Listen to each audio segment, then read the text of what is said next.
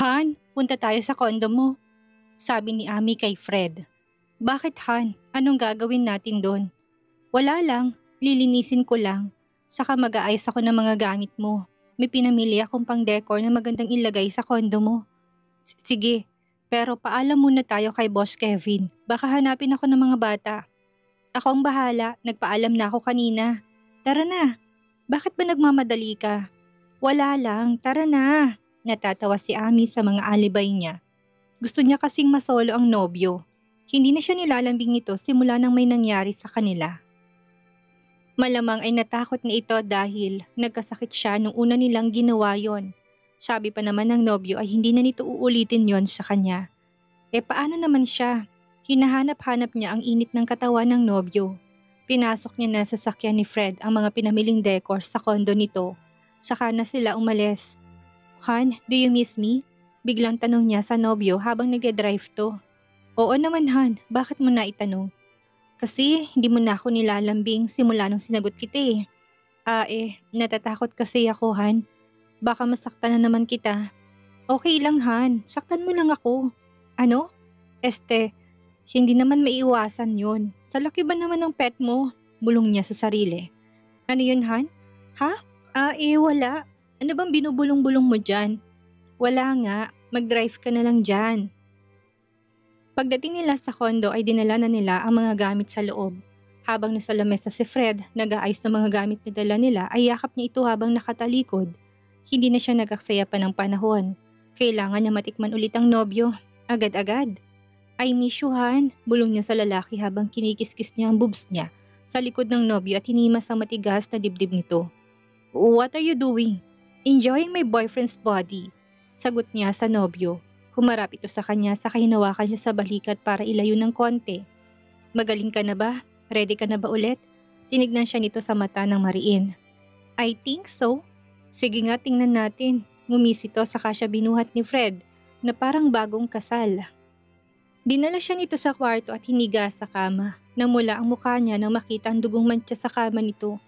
Hindi pa nila napalitan iyon simula na may nangyari sa kanila doon. Bigla kasi nataranta si Fred at inuwi siya agad sa bahay ni Kevin. Han, look, ang remembrance ng first day natin. Nakangising sabi ni Fred sa kanya. Nakakahiya, nakayukong sagot niya. Ngayon ka pa ba mahihiya? Alam ko naman ang motibo mo. Bakit mo ko niyaya dito sa kondo? What are you talking about? Hindi siya amin magkamatayan man. Mabuti na lang at hindi na ito nagsalita pa. Siniil siya ng halik ng nobyo.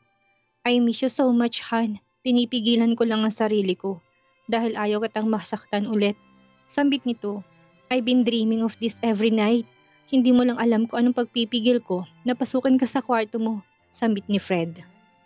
Namiss din pala siya nito. Akala niya ay siya lang ang nakakamiss sa nobyo. Diyos ko, sana'y makayanan ko muli. Sana hindi na ako magkasakit ulit. Lihim niyang dasal. Are you ready, Han? Yes, I think so. At ilang saglit pa, sabay nilang narating ang rurok. Pagkatapos, pinikit niyang mga mata. Hindi na namalayang nakatulog siya sa sobrang pagod. Han, wake up. Uwi na tayo. Narinig niyang sambit ni Fred. Minulat niyang mga mata niya, nakatulog pala siya. Anong oras na? Tanong niya sa nobyo. 6 p.m. na. Ha? Ganun kahaba ang tulog ko. Napangisi si Fred sa kanya. Sorry Han, napagod kita ng gusto. Parang napahiya naman siya sa sinabi ng boyfriend.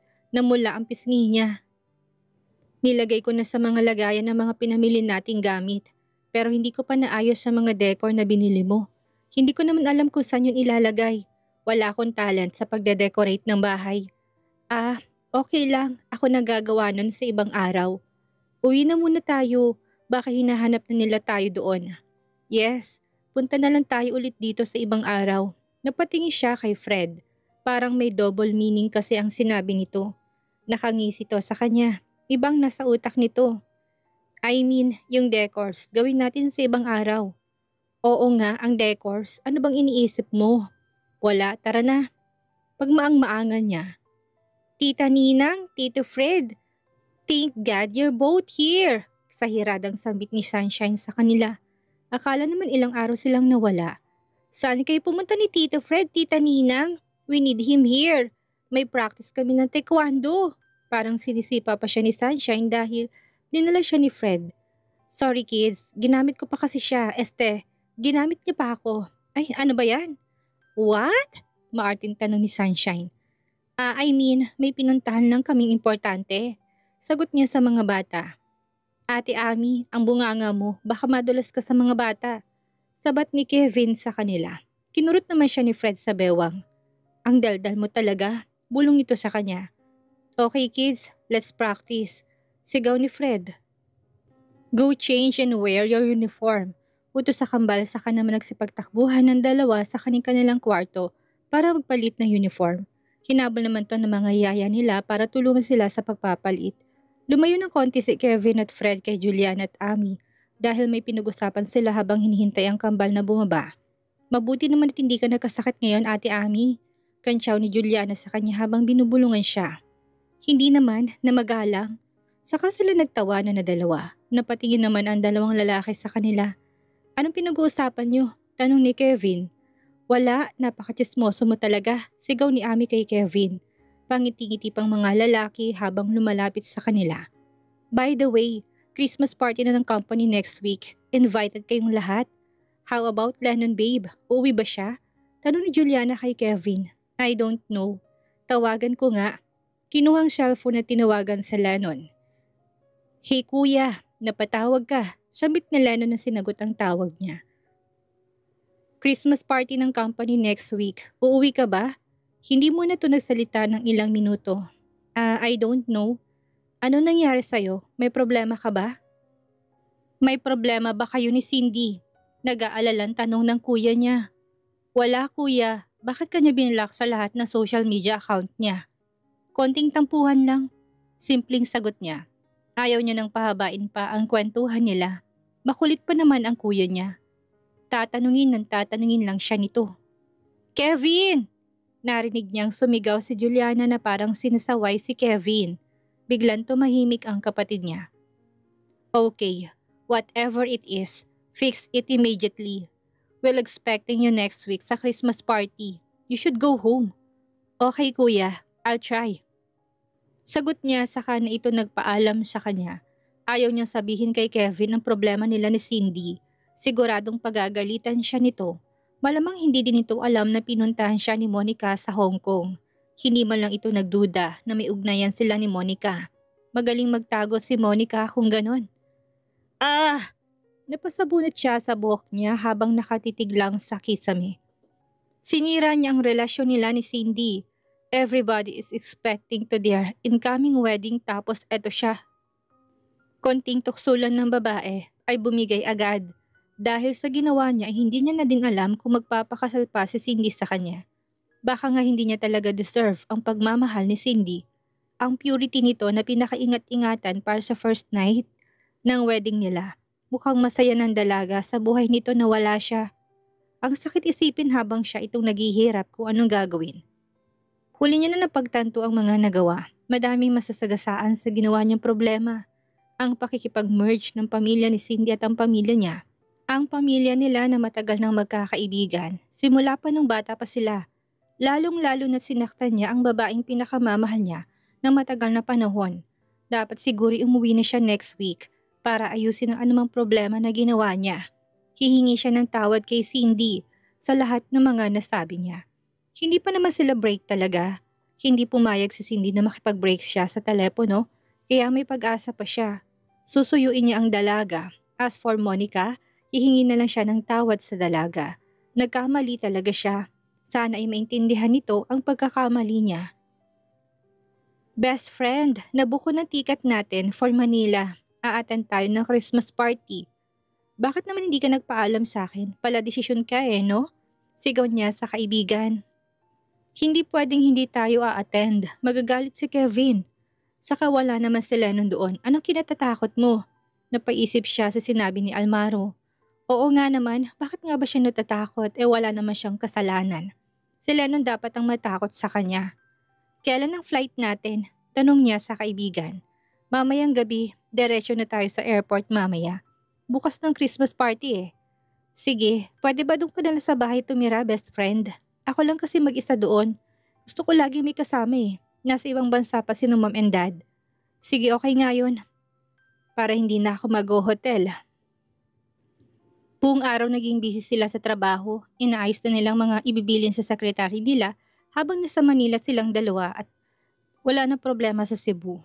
Pagkatapos ng work nila ay umuwi lang sila sandali para kumuha ng konting damit. Sa airport na sila nakita. 9:00 ang flight nila. 8 pa lang ng gabi. Best friend, kain na muna tayo. Nagugutom na ako. Sambit ni Almaro habang hinihimas nito ang tiyan. Nag-skip din tayo ng lunch sa sobrang busy. Sana naman makakain naman tayo ng dinner. Parang nagpapaawa to sa kanya. Di kumain ka. Wala pang pera pambili. Puro ka pa libre. Sige na best friend, nagtitipid ako ngayon eh. Tinignan niya ito ng masama. Hindi naman talaga ito nagtitipid kahit hindi magtrabaho ay mabubuhay ang kaibigan niya. What do you want? Tanong niya sa kaibigan. Alam niya naman na naglalambing lang ito sa kanya. Lumapad ang ngiti nito nang marinig na pumayag na.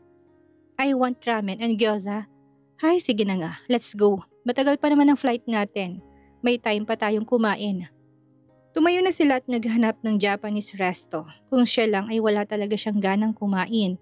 Hindi rin siya nakakaramdam ng gutom. Kung hindi nga lang nag-aaya si Almaro ay hindi niya na alam kung kailan ang huling kain niya. Sana naman hindi pa siya mamatay sa ginagawa niya sa sarili. Sobrang naapektuhan talaga siya sa relasyon nila ni Lennon at pati pagkain niya ay nakakalimutan niya na. Pagdating nila sa Manila ay nandun ng driver niya para sunduin sila. Dumiretso na sila sa bahay niya. Monica, napamigay mo na ba lahat ng mga invitation para sa mga client natin para sa Christmas party natin bukas? Yes sir, naibigay ko na lahat and they confirm na pupunta sila. Okay, good. Thanks. Busy si Kevin sa office dahil bukas ng Christmas party ng company nila.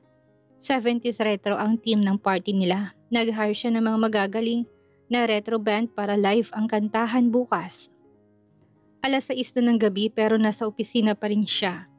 Inaayos niya ang mga konting details para bukas. Kailangan maging perfect ang party nila. Dadalawang mama at papa niya bilang patriarch ng family nila.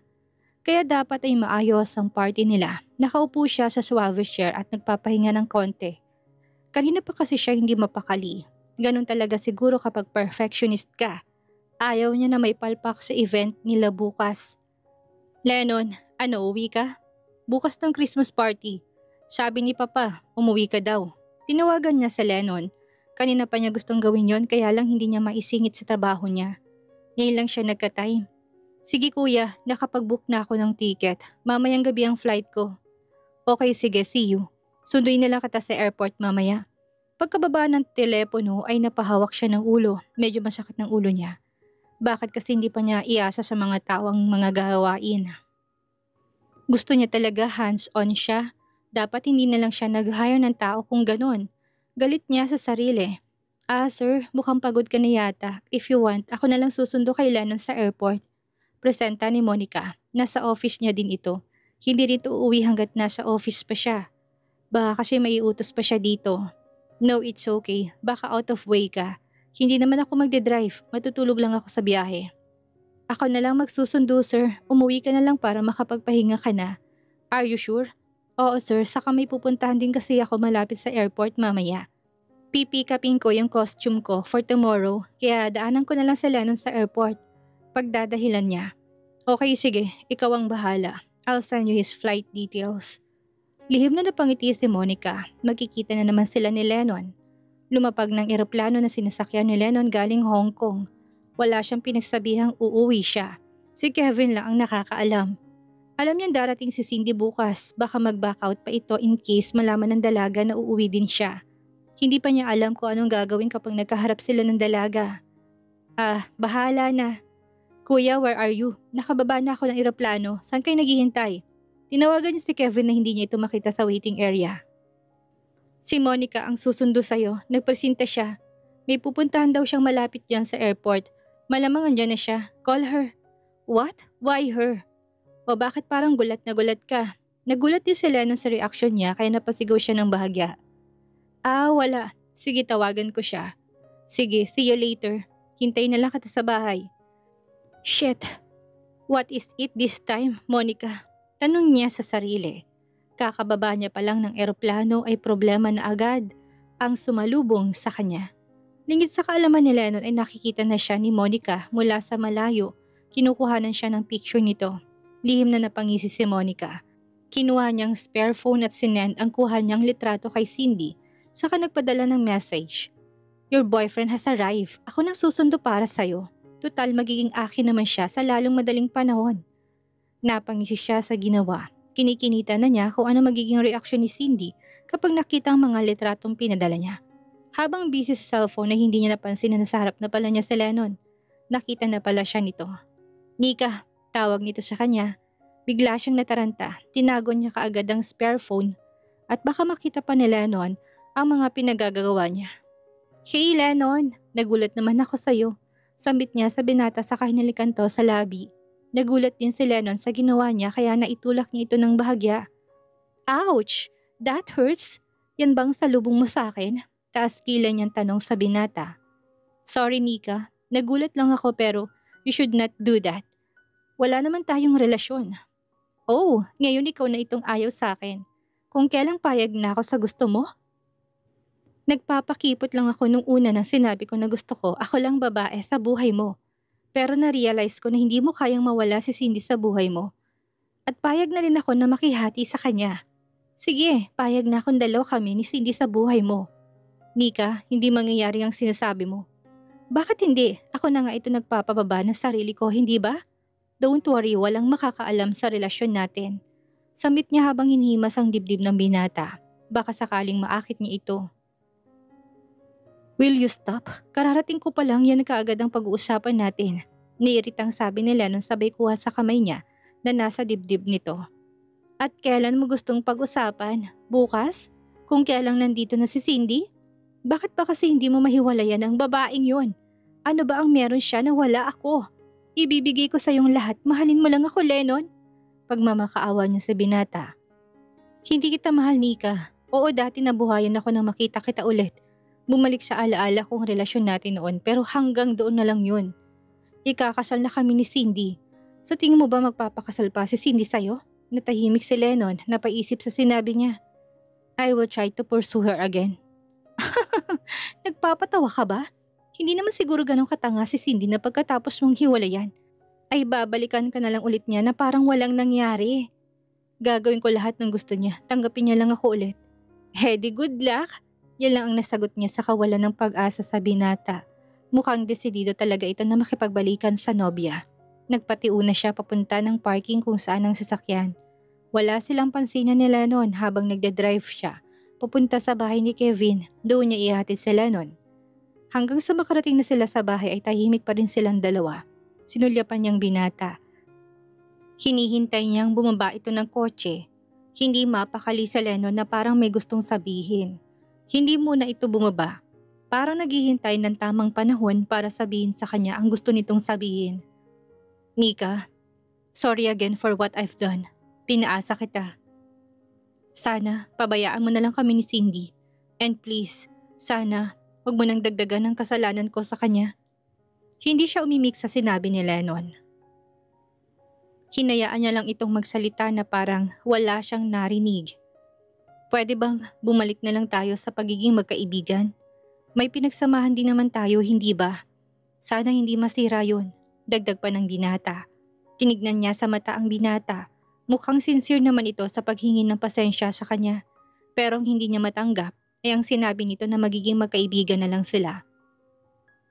Pwede bang tapusin na natin to? Hindi ko pala kayang ipagpalit si Cindy. Mahal ko pa rin siya kaya sana pabayaan mo na ako, Nika. Hindi ko siya kayang hiwalayan. Can you behave tomorrow?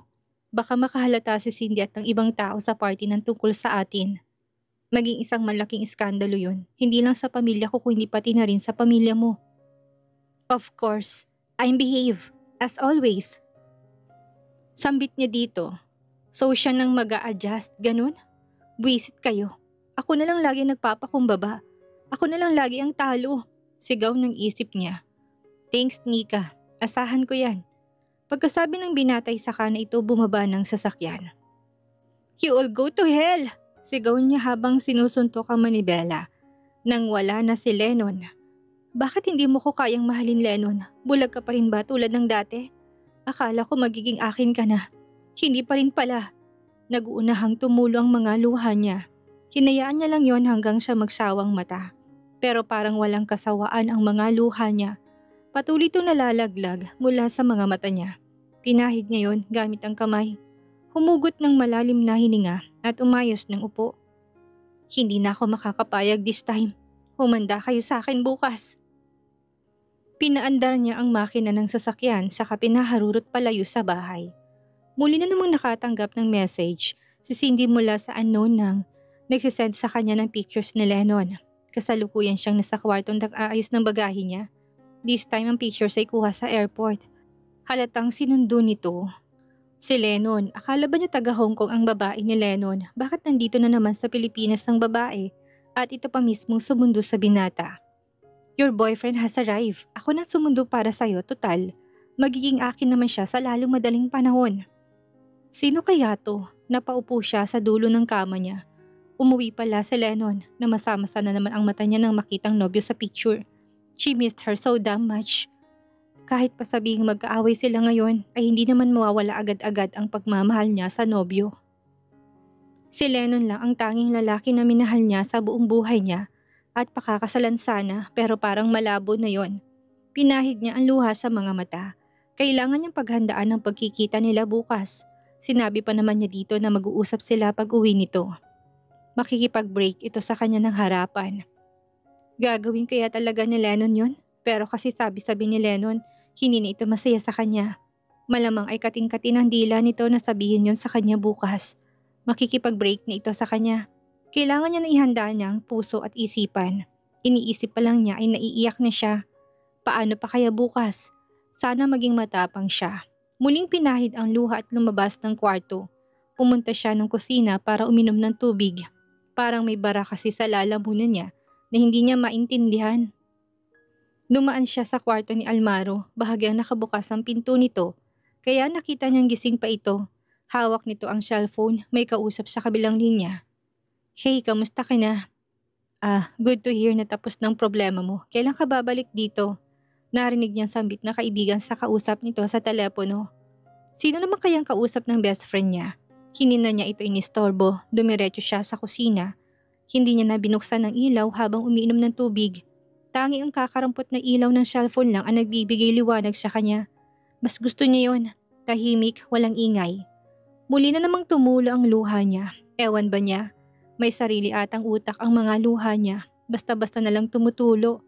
Muntik na niyang mabuga ang iniinom na tubig nang biglang bumukas ang ilaw. Si Almaro pala yung dumating. Ay aswang! Buwisit ka talaga. Bakit ka nang gugulat? Ikaw nasanay ka na sa akin sa panggugulat. Galit na sabi niya kay Almaro. Ako nga itong nagulat eh. Bakit ba hindi ka nagbubukas ng ilaw? Malay ko bang nandito ka? Muntik na akong tumakbo. Akala ko may white lady. Tiningnan niya ang suot niya. Naka-white pala siya ng t-shirt kaya siguradong glow in the dark iyon. Bakit nandito ka? List niya sa usapan. Inom din ako ng tubig. Hindi ako makatulog eh. Sino kausap mo sa telepono kanina? Natigilan si Almaro. Sa harap ng ref ito at kumukuha din ng tubig. Narinig mo? Hindi naman lahat. Sakto lang na dumaan ako sa kwarto mo. Sino ba kasing kausap mo? Si Angie yun. Tumawag sa akin. Nangangamusta. Na-miss ka niya best friend? Ang pogi mo ah. Loko niya dito. Tila nahiya naman to sa kantsaw niya. Sabi niya na-miss niya daw ako. Pasimpleng sabi ng kaibigan pero may liwanag sa mga mata nito. Umaasa pa din to na balang araw magkikita ulit sila ni Angie. Ano nang plano mo sa inyo ni Angie? You really love her? Siguro kasi hanggang ngayon siya pa rin ang iniisip ko. Hindi na siya nawala sa isip ko simula nang umalis siya patungo Amerika.